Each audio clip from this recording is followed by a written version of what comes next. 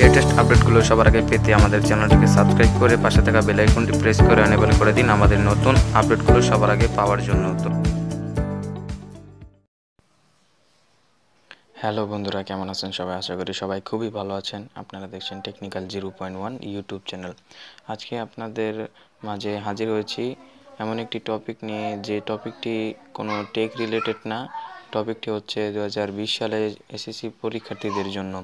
আপনারা যারা 2020 সালে এসএসসি পরীক্ষার্থীরা আছেন, তারা প্রতিনিয়ত একটি ভাবনা ভেবেই থাকেন যে এবার কি প্রশ্নপত্র কি ফাঁস হবে কি হবে না। তো প্রশ্নপত্র ফাঁস হবে কি হবে না সেটি আপনাদের মাঝে সম্পূর্ণ তুলে ধরবো এবং ক্লিয়ার করে দেবো যে এবারও কি প্রশ্ন ফাঁস হয়েছে বা হবে কি হবে না। তো ভিডিওটি শুরু করা যাক। তবে ভিডিও শুরু করার আগে বলে দিতে চাই, যারা এখনই চ্যানেলটিকে সাবস্ক্রাইব করেনি তারা এখনই সাবস্ক্রাইব করুন এরকম ইউনিক কন্টেন্ট এর আপডেটগুলো সবার আগে পাওয়ার জন্য, এবং ভিডিও চলাকালীন একটি লাইক অবশ্যই করবেন। তো প্রথমেই আমরা চলে যাব ফেসবুকে, কারণ মানে 2017 সালে, 18 সালে এবং 19 সাল যতবারই পরীক্ষার প্রশ্নপত্র ফাঁস হয়েছে সেটা সর্বপ্রথম ফেসবুকে ফাঁস হয়েছে, এবং পরবর্তীতে ইমো, মেসেঞ্জার, ইটিসি অনেক সোশ্যাল মিডিয়ায় পাবলিশ হয়েছে। তো সর্বপ্রথম প্রশ্নপত্র যদি কোনোভাবে ফাঁস হয়ে থাকে তাহলে সেটি ফেসবুকে সর্বপ্রথম পাবলিশড হবে। তো এখন আমরা সরাসরি ফেসবুকে চলে যাব। ফেসবুকে চলে গেলে এরকম একটি গ্রুপ আপনাদের মাঝে শো করবে। গ্রুপটিতে দেখতে পাচ্ছেন অলরেডি 10,000-এর মতন মেম্বার আছে।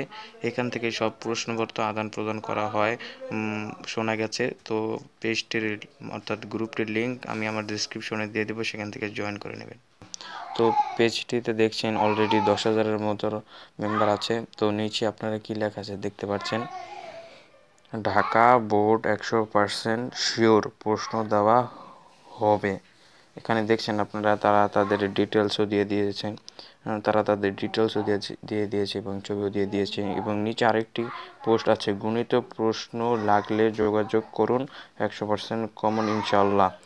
এখানে দেখতে পাচ্ছেন আরও অনেক প্রুফ আছে। এগুলো দেখাতে গেলে আমার ভিডিও অনেক লঙ্গার হয়ে যাবে।